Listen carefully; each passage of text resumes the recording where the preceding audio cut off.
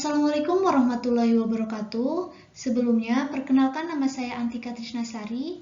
Saya di sini akan mempresentasikan hasil kerja saya yang berjudul Pancasialis Indonesia Haji Agus Salim. Biografi Haji Agus Salim. Haji Agus Salim lahir pada 8 Oktober 1884 di Kota Gadang, Bukit Tinggi, Sumatera Barat, dengan nama Mashudul Haq, yang memiliki arti pembela kebenaran. Haji Agus Salim dilahirkan dari pasangan angku Sultan Muhammad Salim dan Siti Zainab. Ayahnya adalah seorang kepala jaksa di Pengadilan Tinggi Riau. Haji Agus Salim menikah dengan Zaitun Nahar dan dikaruniai 8 anak. Zaitun Nahar merupakan anak ke-8 dari pasangan Al-Matsir dan Siti Maryam, adik Sultan Muhammad Salim, ayah Haji Agus Salim. Nama Mashudul Haq tidak bertahan lama, karena pengasuh Mashudul Haq yang berasal dari Pulau Jawa memanggilnya Den Bagus, yaitu istilah Jawa untuk menyebut anak laki-laki dari keluarga ningrat atau terpandang, yang biasa disingkat Agus atau Gus. Panggilan tersebut meluas hingga masuk Europese Lagere School atau ELS, Sekolah Khusus Anak-anak Eropa di Hindia Belanda. Nama Agus masih bertahan, yang berubah menjadi Augus sesuai dengan panggilan dan guru-gurunya dari Belanda, dan tercatat dengan nama Augus Salim. Nama Salim disematkan di belakang namanya sebagai nama keluarga. Haji Agus Salim lebih nyaman dengan nama populer masa kecilnya, kemudian terus memakai nama populer tersebut dengan versi lokal disebut Agus Salim. Pendidikan Haji Agus Salim. Haji Agus Salim memasuki sekolah Belanda yaitu Europese Lagere School atau ELS di Riau pada tahun 1891 dan lulus tahun 1897. ELS adalah sekolah dasar dengan sistem pendidikan barat yang masa belajar selama 7 tahun dan menggunakan bahasa Belanda sebagai bahasa pengantar. Yang dapat memasuki sekolah tersebut adalah anak-anak keturunan Eropa, sedangkan bagi penduduk Bumi Putra hanya anak-anak pegawai tinggi dan bangsawan yang diperbolehkan masuk ke ELS. Setelah lulus ELS, Haji Agus Salim melanjutkan sekolah ke Hogere Burgerschool atau HBS di Batavia atau sekarang disebut Jakarta. HBS merupakan sekolah lanjutan atau sekolah menengah yang juga merupakan sekolah dengan sistem pendidikan barat dengan masa belajar selama 5 tahun dan hanya anak-anak bumi putra dari kalangan orang tua yang memiliki kedudukan tinggi dari kalangan bangsawan yang bisa menduduki sekolah HBS. Di sekolah, Haji Agus Salim menunjukkan ciri-ciri sebagai anak yang cerdas karena suka berdebat dan berpikir kritis. Memiliki hobi main bulu tangkis, hoki, dan tenis. Haji Agus Salim disukai guru dan teman-temannya karena pintar, menonjol, dan menunjukkan memiliki kecerdasan di atas rata-rata, termasuk pelajaran bahasa Belanda. Aktivitas pergaulannya yang luas tidak menyurutkan prestasinya dan tetap berprestasi dalam berbagai macam mata pelajaran, bukan hanya bahasa, tetapi juga hal berhitung dan sejarah. Kecerdasannya menarik perhatian Jan Brouwer, guru Belanda yang berjiwa revolusioner, ingin mengadopsi Haji Agus Salim. Masa-masa tersebut menjadi salah satu adaptasi dengan lingkungan asing yang kemudian Haji Agus Salim semakin percaya diri berhadapan dengan bangsa asing.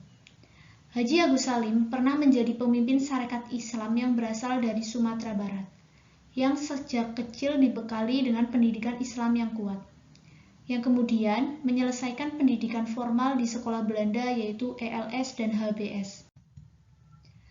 Agus Salim lulus dari HBS pada tahun 1903 dan ingin melanjutkan studi bidang kedokteran di negeri Belanda, namun tak memiliki biaya untuk melanjutkan studinya. Terlalu lama berharap beasiswa dari pemerintah Hindia Belanda yang ditunggunya, padahal prestasi Salim sangat baik. Usaha yang telah dilakukan ayahnya agar mendapat beasiswa tidak berhasil. Dengan demikian, pendidikan formal Agus Salim hanya sampai di HBS dan selanjutnya Salim belajar secara otodidak. Lulus dari HBS, Salim kembali ke Riau dan bekerja sebagai penerjemah serta pembantu notaris. Pada tahun 1906, Agus Salim kembali ke Jakarta dan bertemu dengan C. Sok Hurgoronje, seorang penasehat pribumi dan Islam yang sangat terkenal. Sok Hurgoronje mengetahui cita-cita Salim, namun menyarankan agar Salim tidak belajar ke negeri Belanda dengan alasan gaji seorang dokter itu kecil. Kemudian, Sok Hurgoronje menawarkan kepada Salim bekerja sebagai konsulat Belanda di Jeddah, Arab Saudi. Tawaran ini kemudian diterimanya dan sangat didukung oleh kedua orang tuanya dengan harapan agar Salim dalam kembali ke jalan Islam. Haji Agus Salim bekerja sebagai konsul di Jeddah, Arab Saudi selama 5 tahun, dari tahun 1906 sampai tahun 1911. Pekerjaan inilah yang mempengaruhi perjalanan hidupnya, terutama sebagai pemimpin Islam. Ketika memulai pekerjaan ini, Haji Agus Salim mulai berminat pada kehidupan dan perkembangan Islam di Indonesia. Karena di Mekah, Haji Agus Salim banyak menghabiskan waktunya untuk mempelajari kepustakaan Islam dari sumber aslinya. Selain itu, Salim juga belajar langsung dengan Syekh Ahmad Khotib Al-Minangkabawi. Haji Agus Salim menjadi penerjemah dan konsulat Belanda yang mengurusi jemaah haji dan berhubungan dengan tokoh Islam terkenal di Arab Saudi seperti Muhammad Asad. Pada awalnya, semua anggota staf konsulat adalah seorang Belanda. Menjadi masalah karena mereka bukan Muslim, sehingga mereka tidak dapat masuk ke Mekah dan Madinah. Hukum di sana menggariskan bahwa siapapun orang yang non-Muslim yang memasuki wilayah terlarang tersebut akan dibunuh. Dari situlah Hurgoronje memberikan saran kepada pemerintah Hindia Belanda untuk memilih wakil konsul dari kalangan pribumi dengan syarat Muslim yang baik, setia kepada Belanda, berpendidikan Eropa, dan banyak menguasai bahasa asing. Di Jeddah, Haji Agus Salim awalnya hanya sebagai penerjemah yang magang, sesuai dengan keputusan Ratu Belenada Wilhelmina pada tanggal 27 Agustus 1906. Karena ketekunan dan kecakapannya, 6 bulan kemudian Haji Agus Salim diangkat menjadi sekretaris penerjemah.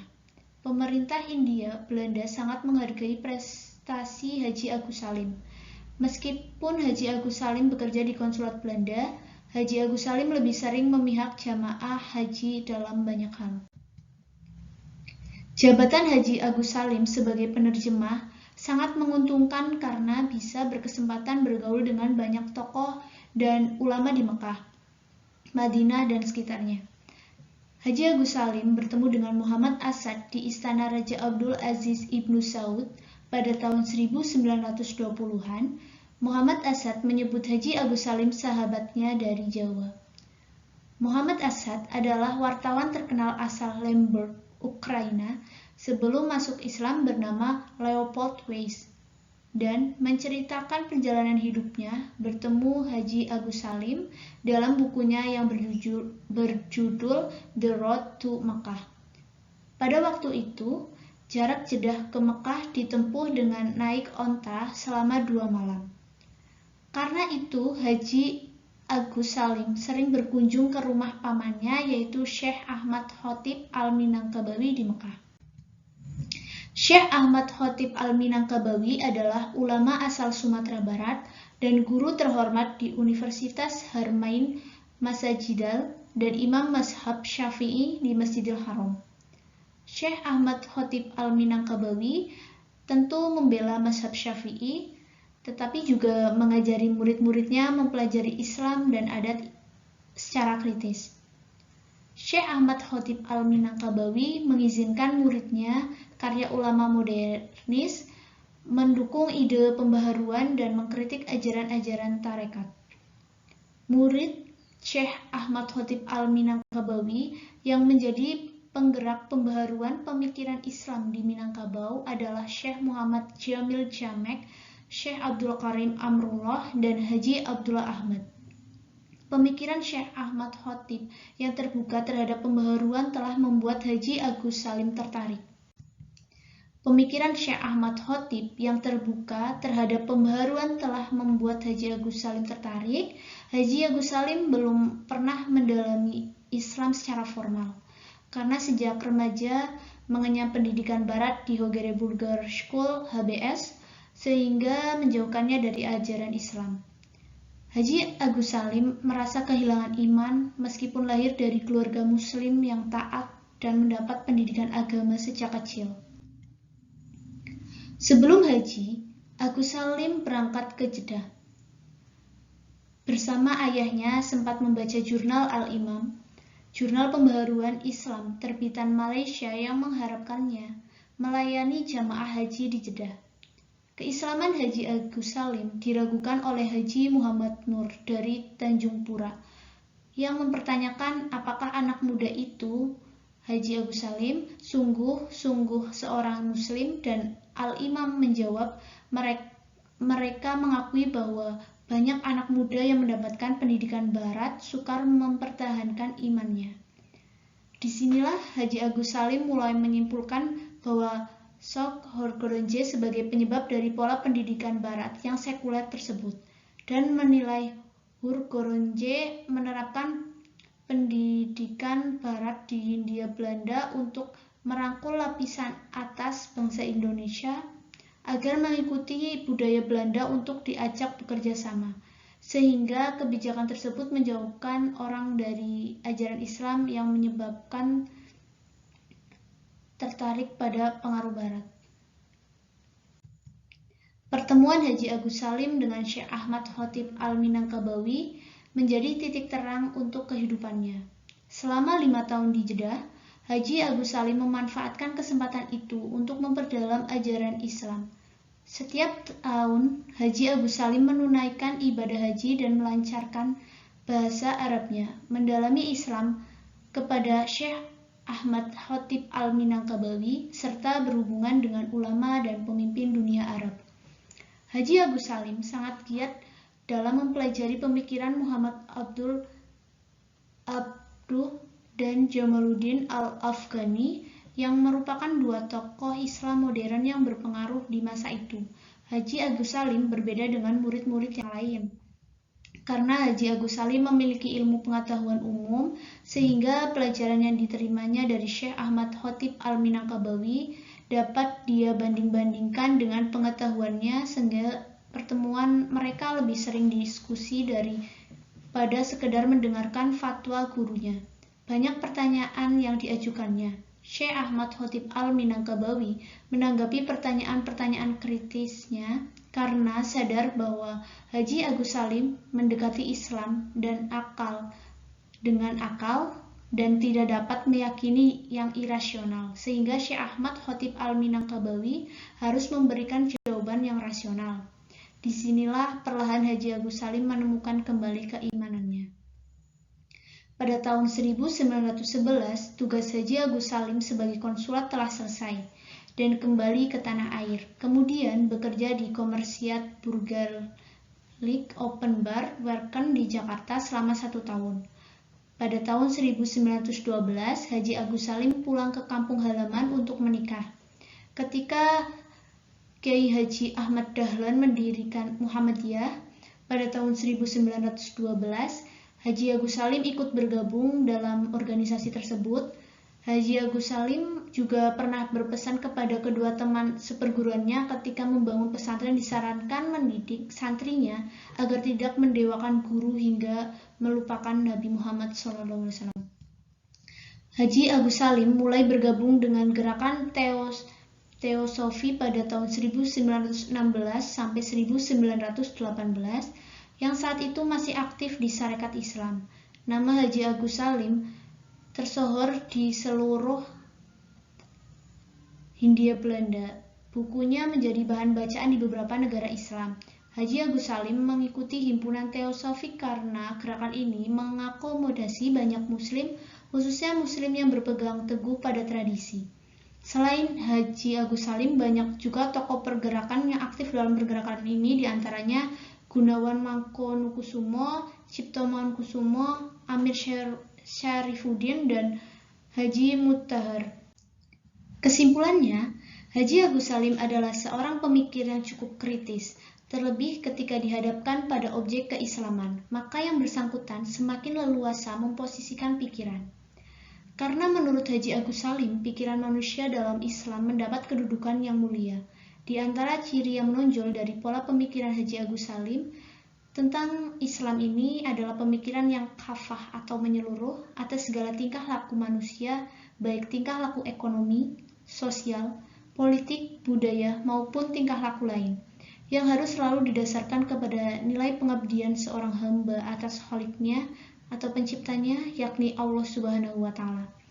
Konsep negara menurut Haji Agus Salim hanyalah sebuah alat untuk mencapai tujuan, yaitu kemerdekaan umat Islam Indonesia dari penjajahan Belanda. Namun, cukupkah alat yang dimaksudkan menjadi jaminan sebagai sarana kesejahteraan seluruh manusia Indonesia, lahir dan batin, setelah kemerdekaan itu diproklamasikan? Saran, pikiran besar, gagasan, dan cita-cita dilandasi etika menjadi praksis kegiatan hidup yang tak kenal lelah. Satu kebajikan yakni oleh pikir merupakan kesuhudan intelektual dari Haji Agus Salim, merupakan warisan untuk kita yang harus diaplikasikan. Ucapan lillahi ta'ala, niat karena Allah semata, dan Leiden is lijden, pemimpin adalah menderita. Jangan hanya sebatas pepatah tanpa makna, namun harus dituangkan dalam perbuatan nyata, yang tentu masih sangat relevan sampai saat ini, bahkan mungkin sampai masa mendatang.